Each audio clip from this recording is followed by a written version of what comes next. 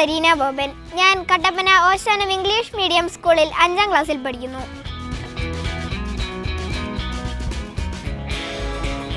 ഇന്ന് ഞാൻ നിങ്ങളെ പരിചയപ്പെടുത്തുന്നത് ടോട്ടോ ചാൻ എന്ന പുസ്തകമാണ്. ഞാൻ വായിച്ച പുസ്തകങ്ങളിൽ എനിക്ക് ഏറ്റവും ഇഷ്ടപ്പെട്ട പുസ്തകമാണ് ടോട്ടോ ചാൻ. ജപ്പാനിലെ ലോകപ്രശസ്തയായ അവതാരകയും അഭിനേത്രിയുമായ തെത്തുസ്കോ കുറോനഗയുടെ ആത്മകഥയാണ് ടോട്ടോ ചാൻ. വികൃതി കുട്ടിയായിരുന്ന ടോട്ടോ ചാനെ ആദ്യം പഠിച്ചിരുന്ന സ്കൂളിൽ നിന്ന് പുറത്താക്കി. പിന്നീടാണ് കോംബാക്ഷി മാസ്റ്ററുടെ ട്രെയിൻ കമ്പാർട്ട്മെന്റ് സ്കൂളായ ടോമോ എലിമെന്ററി സ്കൂളിൽ അവളെ ചേർക്കുന്നത്. അവിടുത്തെ പ്രകൃതി അറിഞ്ഞുള്ള പഠനം അവളെ മിടുക്കിയാക്കി മാറ്റി. ഐക്യരാഷ്ട്ര സംഘടനയുടെ ഏജൻസിയായ യൂണിസെഫിന്റെ ഗുഡ്വിൽ അംബാസിഡറായി അവർ തിരഞ്ഞെടുക്കപ്പെട്ടു. ധാരാളം അന്തർദേശീയ പുരസ്കാരങ്ങളും അവരെ തേടിയെത്തി.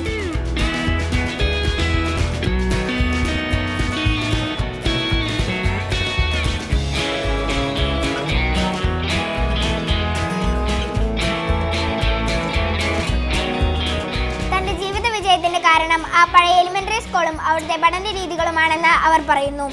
പ്രകൃതി അറിഞ്ഞുള്ള പഠനത്തിന്റെ പ്രാധാന്യമാണ് ഇതിലൂടെ ടോട്ടോ ചാൻ പുതിയ തലമുറയ്ക്ക് പകർന്നു തരുന്നത്.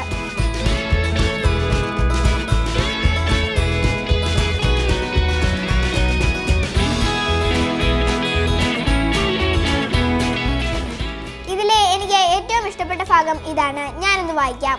ടോട്ടോ ചാൻ, ഇനി നീ ഈ സ്കൂളിലെ കുട്ടിയാണ് കേട്ടോ.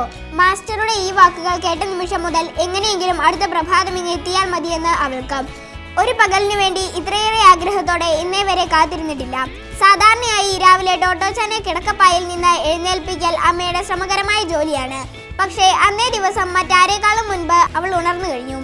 വളരെ വേഗം പ്രഭാത കൃത്യങ്ങൾ കഴിച്ച് പുത്തൻ കുപ്പായമിട്ട് സ്കൂൾ ബാഗ് പിന്നിൽ തൂക്കി അവൾ തയ്യാറായി നിന്നു. റോക്കി സംശയത്തോടെ നോക്കി. ആ വീട്ടിലെ അംഗങ്ങളിൽ വെച്ച് ഏറ്റവും കൃത്യനിഷ്ഠയുള്ളത് അവനാണ്. അവൻ ജർമ്മൻ ഷെപ്പേർഡ് ഇനത്തിൽപ്പെട്ടതാണ്. കൊച്ചു ടോട്ടോയുടെ ഒരുക്കങ്ങൾ അവന് അസാധാരണമായി തോന്നി. മൂരി നിവർന്ന് കൗതുകം കൂറുന്ന കണ്ണുകളുമായി അവൻ അവളെ ഒരുമി നിന്നു. അമ്മയ്ക്ക് നിന്നു തിരിയാൻ നേരമില്ലായിരുന്നു. അവൾക്ക് പ്രാതൽ നൽകി. അതിനിടയ്ക്ക് കടലിൽ നിന്നും മലകളിൽ നിന്നുമുള്ള വിഭവങ്ങൾ അടങ്ങിയ ചോറ്റുപാത്രം തയ്യാറാക്കി. തീവണ്ടിയിലേക്കുള്ള പാസ് ഒരു പ്ലാസ്റ്റിക് കവറിനുള്ളിൽ നിക്ഷേപിച്ച് നഷ്ടപ്പെടാതിരിക്കത്തക്കവണ്ണം ഒരു ചരടിൽ തൂക്കി അവളുടെ കഴുത്തിലിട്ടു. ടോട്ടോ ചാൻ നല്ല പുസ്തകമാണ്. എല്ലാ കൂട്ടുകാരും ഇത് വായിക്കണേ.